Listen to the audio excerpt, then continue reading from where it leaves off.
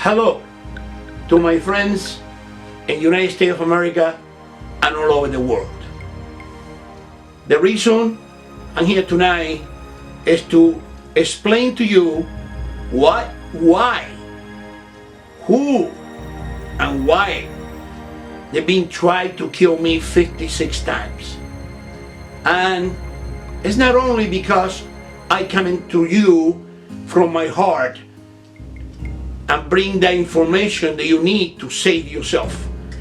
Also, it's because in one of my operations, the Cuban Lightning, the Zipper, I coming across to a very valuable information in a microchip with a big list, the names and the high bureaucracy in the government, not only in this government, in several governments around the world, that they being in the payroll of the communists and the socialists that tried to bring down this country, the most beautiful country in the world, United States of America.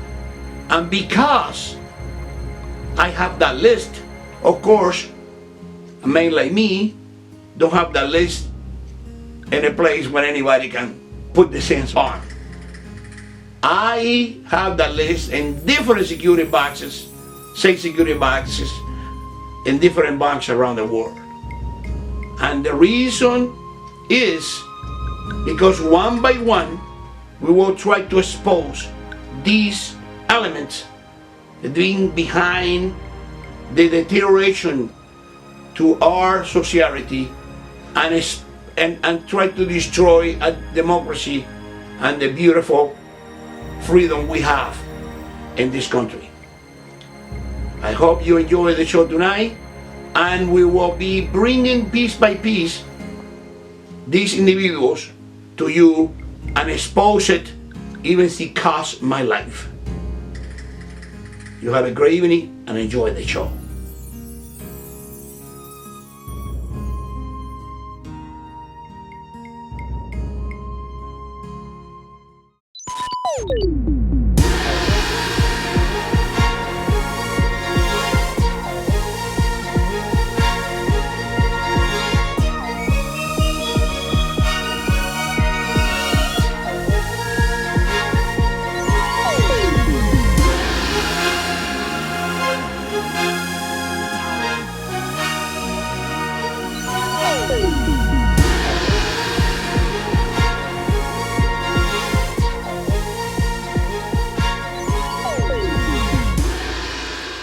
Ladies and gentlemen, I have the pleasure to introduce to you Dr. Julio Antonio del Mármol, the Cuban Lightning. Very much.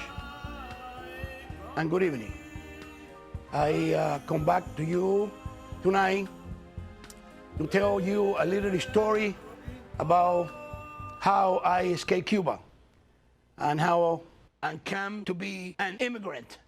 I believe I earned that for 10 years, risking my life in Cuba, inside to the main power in the government, taking the most valuable information from the Fidel Castro office, prime ministers, supposedly, at that time, and send it to Guantanamo base to our friends to try to prevent our servicemen die all over the world, product to the information to the Cuban government, provide to other terrorist networks around the world. As I come to be an immigrant, and I left Guantanamo after I swam for 12 hours, and arrived to Florida, I realized how hard it come to be an immigrant where you love your homeland so much, how much you lose your country, how much you missing your family.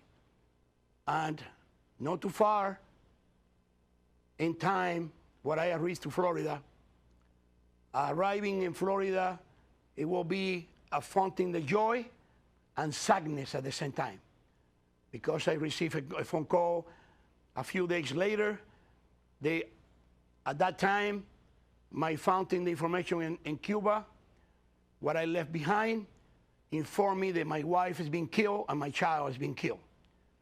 What it not be true later on. They died, but no, later on, not precisely at that time. Evidently, they spread that false news in order to destroy me morally and send that tremendous weight to put it in my shoulders. To me, I cannot express tonight the pain and the suffering I go through at that moment. Just imagine it. You leave behind the people you love the most, and just hear that the government is being killing them. To you, I don't have no words to express how I feel at that moment. I go in sorrow for weeks, if not months, until I find out and discover that that is all lies the government spread in order to make me suffer, because they are so vindictive. They want to punish me because how dare I've been escaping Cuba. God sent us the power of love, and love and his power flourish in your heart, because God takes something from you and he brings something bigger and greater tomorrow. And I, in sorrow for many years, because I cannot communicate with my family, I risking even communicating with them that the truth or the lie coming to be true, what they've been told me that they've been going to, if they've been dead, it will come in a reality. And I live with that, burn it all these years, trying to get them out of there, doing the impossible through the intelligence network and the diplomatic channels. And I don't have a minute of rest in all the years I just spend doing some work with the intelligence network all over the world, thinking in my family always. But God, as I say, reward me with a woman, what I later lost in the super operation, through what Jesus told me. You have to trust her, you have to tell her everything, or you'll be losing her. But unfortunately, I cannot trust that woman as I trust my wife I left behind. And but she gave me a great gift I never forget, and I thank her for the rest of my life. I say, beautiful girl, blue eyes, curly hair, and reddish hair, like I born many years before. And for that, I thank God very much, because I love that little girl with all my heart. I can tell you the love and the power to Jesus Christ is immense. And when he takes something from you, you will get it multiplied. I will miss you, my dolphin, raining from the sky, while the tears of my mind. The moment in our life, being brief, my love, as they been passing by, faster than the light. Never mind, my love, when I watch you as you play in the rough and soft way. Jacob, the Judas to the 20th century. Let's come back to Jacob a little bit. Jacob actually is not his real name. And you will see in one of the episodes how he identified himself with his real name. Jacob, the reason we come back to him is to show to people,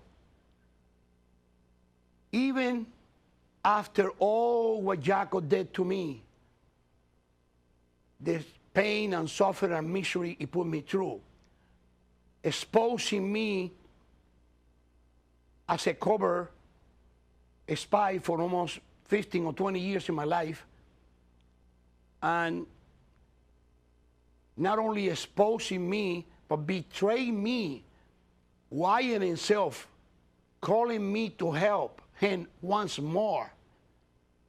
And when I arrived to his house, offered me a drink, a fresh made lemonade by his wife, and tried to sit me down and made me comfortable in his good environment.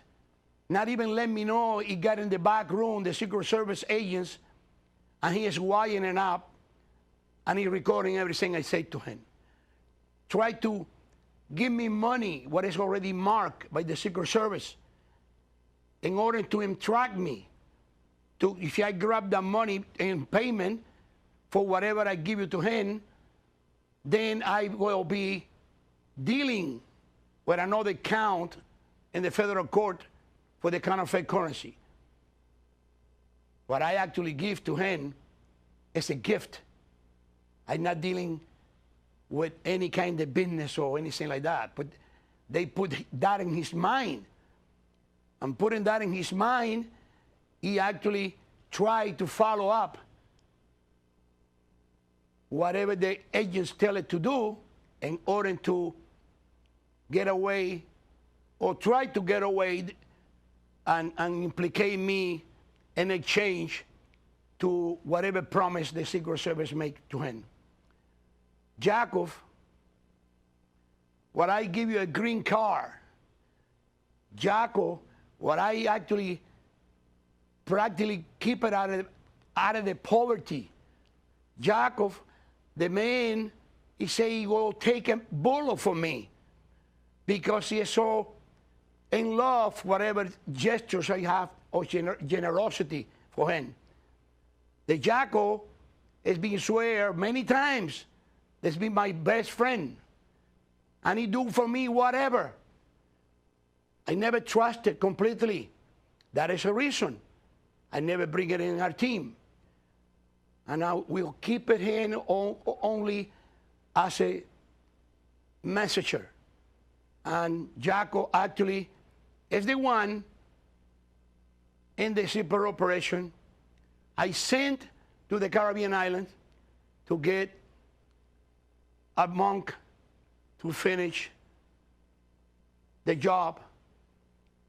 The printer, the government or the intelligence community offer me cannot do because he don't have the expertise or he have encountered a problem that he cannot solve. And that Jaco, the person I entrust and put my heart on, completely betrayed me. And like my uncle say, you cannot put your trust in anyone completely. You always hold down a little bargain in case that person turn against you. Well, I don't do that with Jaco because I consider Jaco practically like my son. And then my son I lost in Cuba many years later. And Jaco used that friendship and trust to benefit himself, to benefit his family, and to betray me the way he did. But God worked in mysterious ways. And he put Jaco in my road again 2 more times. Heaven knows, it might be a third one later on. Because we are still here, running around in this world. The first time I tell her I forgive them, you got my forgiveness, and I don't hold any grudges to you. And the second times, as we showed before to you, he trembled what I hold in his hand, and I call him my friend. And he apologized again 20 years later. And I say, you don't have nothing to apologize. You, my friend, we all make mistakes. God bless you. And you have me as a friend still. That is the power of love and forgiveness. Mi mundo en tinieblas, yo caminé y caminé por el mundo en tinieblas, con muchos desengaños, sin yo saber el porqué, por este mundo. The story I will tell you tonight is not really a pretty story. It's many sad and terrible stories about the people and the immigrants coming from Cuba. And that is my friend Geneva. Geneva is one of my characters in the Zipper, the Cuban Lightning, the Zipper book, and the Zipper operation. She's a partaker in the whole operation. She's a wonderful lady. She's still alive. And with us, excuse my language, kicking butt, because she is an extraordinary woman. And if she's hearing me tonight, what I'm pretty sure he will be hearing me and watch the show, she will be kicking me, or at least pinching me, because I should not, she don't like to be glorified. Anyway, Geneva and I go a long way, but we are maybe 9, 10 years old in Cuba. His father and mother, entire family, her little sister, they live very close to my house in Pinar del Rio, it's a city in Cuba. And Geneva, we going to school together, we grew up together. She is a little younger than me, and evidently she got a crush on me because of my character, my personality, and how gentle I've been with her all the time, protecting her in school from all the bullies and stuff like that. Geneva, I don't have words to express how I feel about Geneva. It's love, promote love in a friendship way, as a sister, as somebody you really have an admiration for. Geneva, coming around me, where I a commander to the Junior Army from Castro and the revolution. The family never sympathized with the revolution. That never stopped me to be her friend and be around them. And I used my position in the government, believe it or not, risking my life to take gas out of my military jeep and put it in tanks, the 5 gallons, and bring it to the beach, they call it in Pinar del Rio, Las Canas, to their home, to they can storage gasoline, because they communicate to me they're going to leave Cuba, and I say I'm willing to help. In the beginning, the father think it's just crazy, because, you know, being a commander, being around Fidel Castro and all these people, they feel like going to be turned in. But that distrust fail and go away, and the trust take over, and the faith in me and my attitude to protect them, to the point that they got in trouble with the injured they're going to use in the boat, and I managed to get another injured for them, and smuggling the injured in my government cars and bring it to their point where they going to abandon Cuba, what is that beach we just mentioned a little while ago.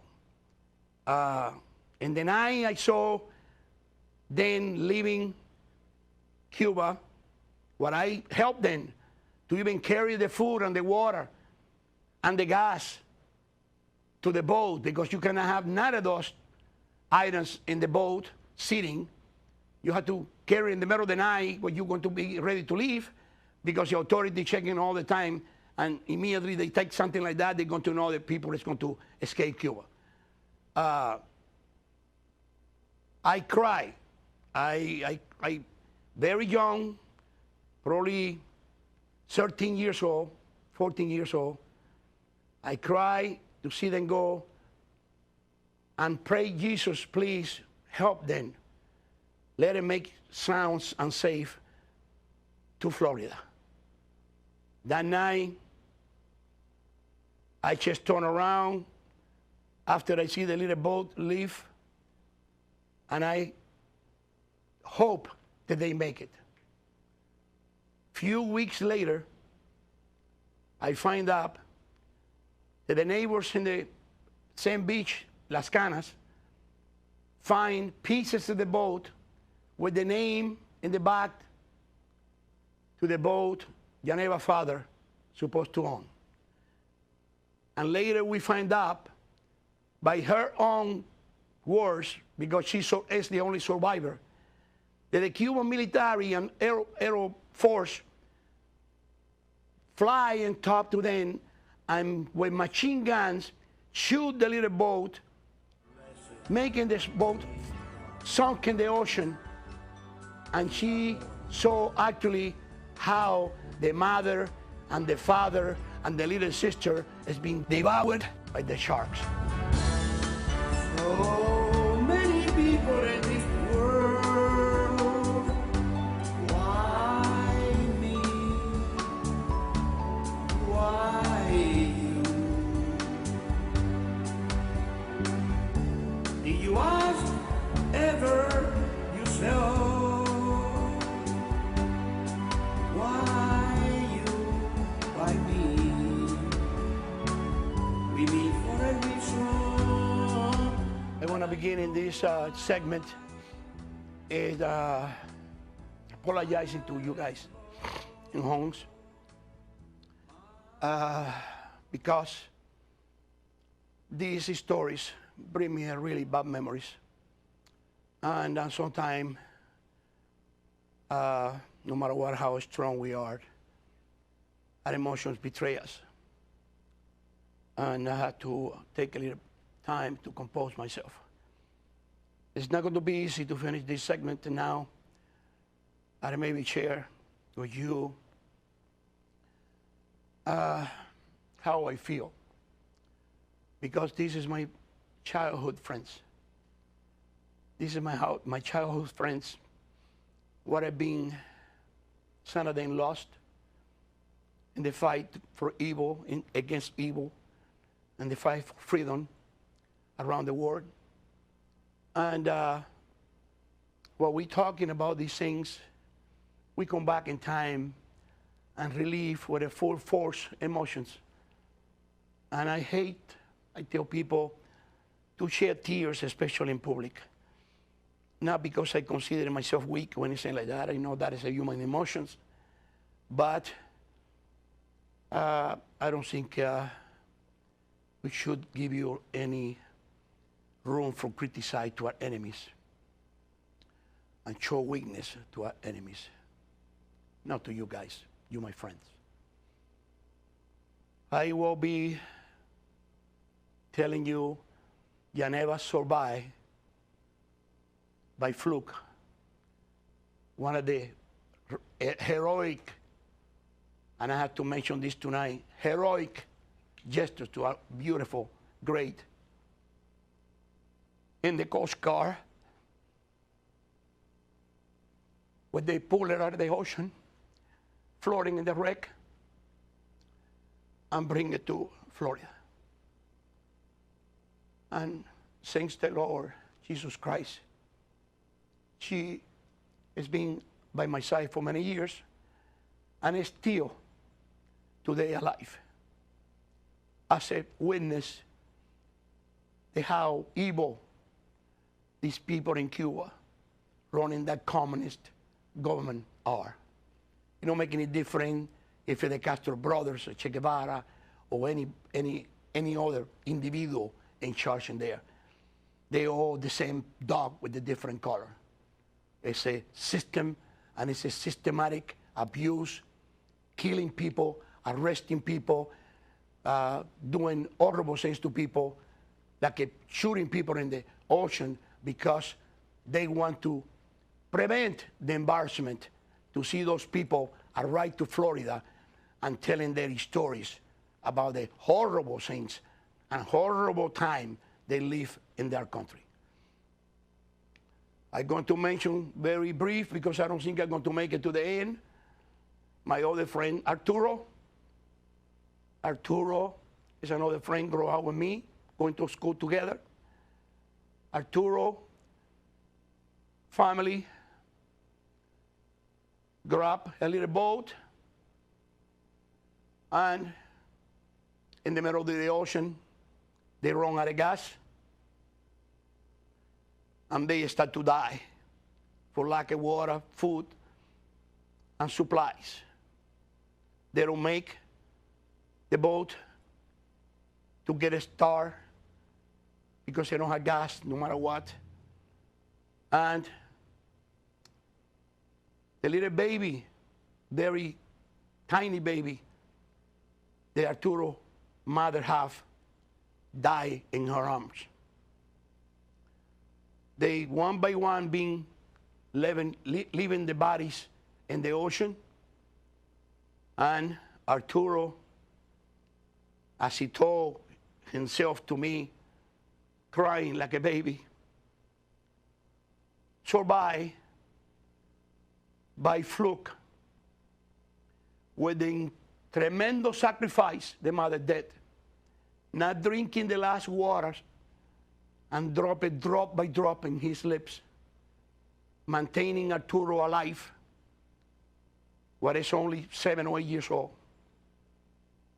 or 9 years old. And later on, squeezing milk out of her breast and put it in a little can and squeezing that milk, the mother Arturo helped Arturo to survive that tremendous and horrible trip that nobody should ever have to go through. And the mother, unfortunately, don't survive. She died too. And Arturo, my great friend Arturo, is being assassinated by the Cuban government right here in USA soil, in Marina del Rey, in Los Angeles, gunned down many years later because he's working for your freedom and tried to stop these people, take your freedom away as they did it in Cuba.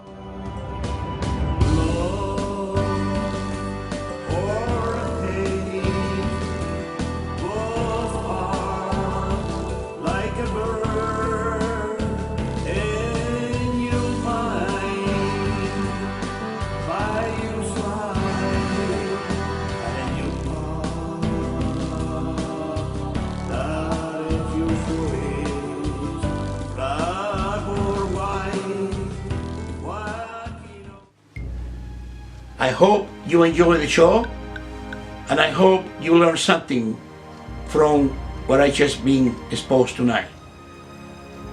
I hope also that you watch the next shows, what we all expose little by little the most highest secret they've been for a long time buried very deep, far away from your reach.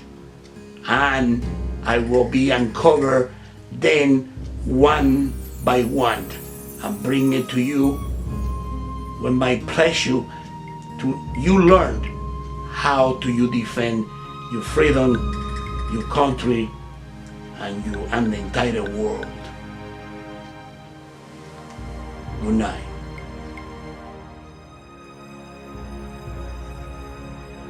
That's a cut.